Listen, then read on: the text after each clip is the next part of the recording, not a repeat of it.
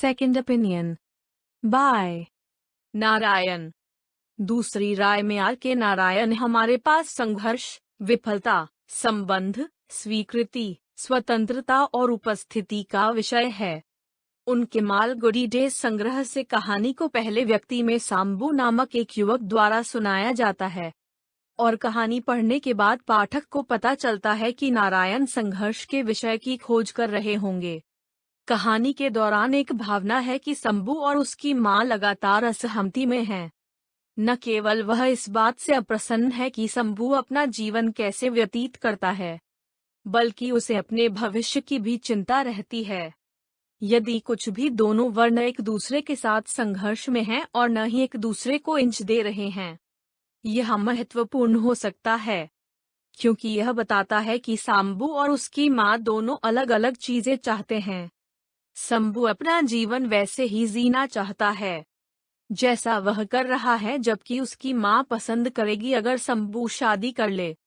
यह भी ध्यान देने योग्य है कि शंभू की मां की शादी के लिए शंभू की इच्छा भौतिकवाद पर आधारित प्रतीत होती है।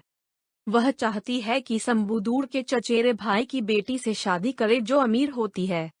पाठक को यह समझ में आया कि चचेरा भाई का धन शंभू की मां का ड्राइविंग कारक है, जबकि शंभू स्वयं वित्तीय लाभ से संचालित नहीं होता है।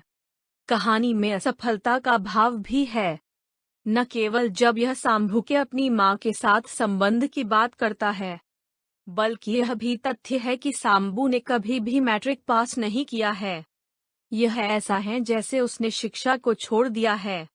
फिर भी यह ध्यान देने योग्य है कि वह अभी भी अपने पिता की कुछ किताबें पढ़ना पसंद करता है। यह ऐसा मामला हो सकता है कि शंभू स्कूल या विश्वविद्यालय में औपचारिक रूप से शिक्षित होने के बजाय खुद को शिक्षित करना पसंद करता है। हालांकि कुछ आलोचकों का सुझाव हो सकता है कि ज्यादातर कहानी के लिए शंभू स्वार्थी रूप से कार्य करता है। जब यह उसकी मां की बात आती है तो यह संभव हो सकता है कि नारायण इस तथ्य को उजागर कर रहे हैं कि शंभू स्वतंत्र है। वह अपना जीवन जीता है क्योंकि वह इसे जीना चाहता है, और वास्तविकता यह है कि उसकी कोई जिम्मेदारी नहीं है। कुछ ऐसा जो शंभू के लिए अपना जीवन जीना आसान बनाता है जैसा वह करना चाहता है। क्या शंभू को उस दिशा का पालन करना चाहिए जब उसकी मां उसे लेने और शादी करने की इच्छा रखती है? उसका जीवन नाटकीय रूप से बदल जाएगा। यह भी संभव है कि शंभू के जीवन में उनकी मां के विपरीत कोई भी शून्य नहीं है जो पोते के लिए लंबे समय तक दिखाई देते हैं।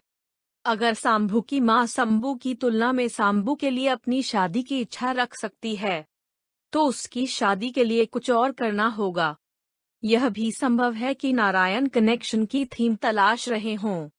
अधिकांश कहानी के लिए संघर्ष के बावजूद, जब शंभू सुनता है कि उसकी मां स्वस्थ हो सकती है, वह उसे और अधिक समझना चाहता है। वह अपनी मां को खुश करने के लिए उसके लिए चुनी गई लड़की से शादी करने के लिए भी तैयार है।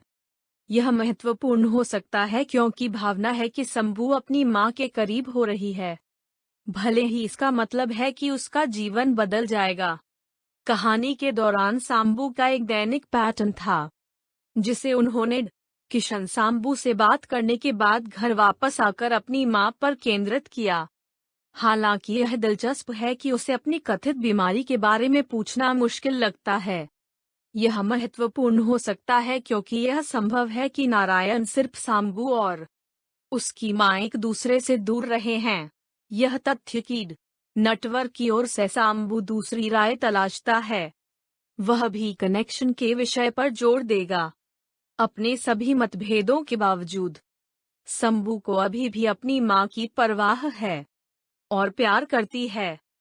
हो सकता है कि वह पूरी कहानी के दौरान एक कांटा बन गया हो, लेकिन फिर भी वह उसे शुभकामनाएं देता है। कहानी का अंत भी दिलचस्प है क्योंकि नारायण स्वतंत्रता के विषय को आगे बढ़ाते हुए प्रतीत होते हैं।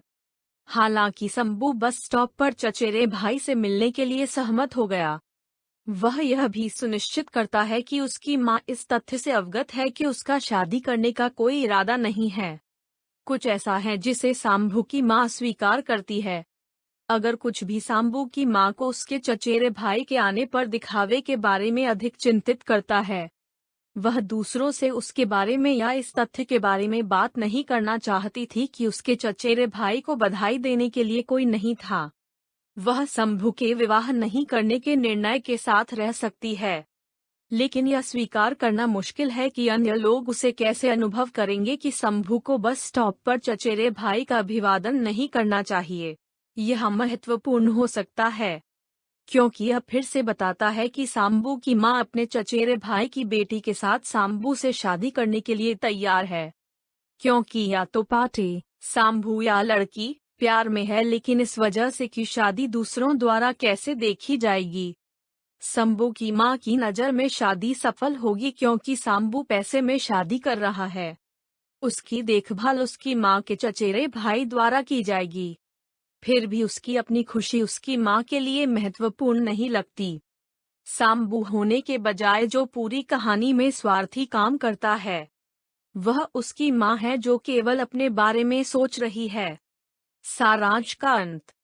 धन्यवाद।